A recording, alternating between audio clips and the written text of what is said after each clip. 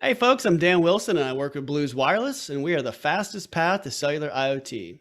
With me today is Brandon Satrom, VP of Developer Experience at Blues Wireless. How are you, Brandon? I'm doing great, Dan. How are you? Doing good. For the benefit of the folks at home, tell us who you are and what do you do? Yeah, so as Dan said, my name is Brandon Tatram. I am the VP of our developer experience team at Blues Wireless, and my team and I, we live and breathe helping developers become successful using our products. And so it really starts with making sure that as a developer comes in, they have all the resources they need to get started, to keep going, to scale up and move on from there. So we really just do everything related to helping developers find out about us, to then using our products and beyond. Sounds fantastic. So tell me, inquiring minds want to know, there's so many companies building products and services for the IoT. Why Blues? Why did Blues need to be a company? Yeah, that's a great question. And the answer actually goes back to 2000 to 2011. I was about to say 2001, but 2011. And it actually started with the Fukushima nuclear disaster in April of 2011. And our CEO and founder, Ray Ozzie, had just recently left Microsoft, where he had incubated what became the Azure team in his time there. And he was contacted by a bunch of folks in Japan who were actually working to respond to the Fukushima disaster, where there wasn't really a lot of insight on air quality data, whether or not the water was safe to drink. The government and utility companies weren't being forthcoming with radiation levels that they were detecting. So there was a lot of unknowns about what was actually happening at the space at the time. And so a cadre of individuals came together under this idea of being an open data nonprofit around air quality, radiation monitoring, and what have you. And that organization now is called Safecast, and they're based in Japan. And Ray is still on the board for Safecast. And what they've done over the last 10 years is they've worked really hard to foster an open data mindset around air quality monitoring and tracking. And so they've created a series of off-the-shelf hardware reference designs. They've deployed radiation monitors all over Japan. They've got air quality devices all over the world. And as Ray worked with Safecast, he actually went through this journey of building an IoT product. This journey that a lot of developers and a lot of companies go through of trying to take a new product to market, where connectivity is a big part of the solution, right? Like the reason IoT exists is because of the internet part of that, because of the connectivity piece, where connectivity uniquely allows you to solve a problem that you couldn't before, like being able to view massive amounts of data across tens of thousands of miles in the case of air quality monitoring.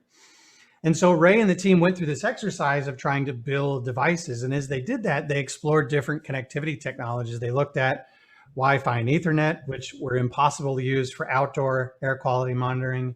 They looked at LoRa and LoRaWAN, which had a very steep infrastructure cost for actually these types of solutions. You couldn't just deploy a device anywhere. You could only deploy a device where an existing gateway was already within range. So you had this weird situation where you had to have two devices at least for every new location. And then finally, cellular. And the big problem that Ray ran into with cellular is that cellular, what at the time was not even remotely developer friendly.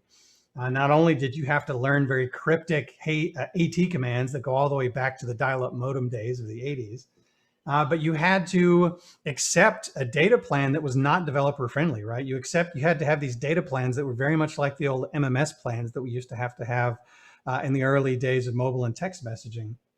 And so it was really difficult for Safecast, much like it is for many customers, to deploy a solution and really know what their costs were going to be in the cellular space. And so what Ray ended up doing is he reached out to his extensive network. He talked to AT&T in particular and several others, and really tried to define an approach for offering developer-friendly cellular IoT, and created Blues in 2018 with that as a mission. And so we officially launched our general availability in December of last year. And the real thing that makes us different, and sort of the why Blues answer to your question, Dan, is that we're trying to build something where cellular and ultimately wireless IoT is actually developer friendly, and something that anyone from a 1 or 2 person deployment to 100,000 device installation can leverage and really know what their costs are going to be. Because our core product, the Note Card, which starts at $49, includes 500 megs of data and 10 years of service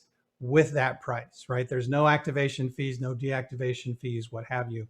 And this is the piece that we really find to be game changing, because the reality is that you know what you're getting with the device, you know how long you have, and you know how much data is there. And so you can plan for that with your applications and with your deployments. And so the device itself is a very simple device. It's a data pump that makes it easy to take data from your sensors and ultimately get those to your cloud applications. But it's really focused around this idea of making it very simple to deploy 1 to 100,000 of these devices and know what you're getting when you buy it. That's fantastic, and born out of a tragedy. And there's some bright spots here with a simplified cellular access for modern IoT developers. Absolutely. Sounds excellent. Thank you, Brandon. That's fascinating. Yeah, my pleasure. Thanks, Dan.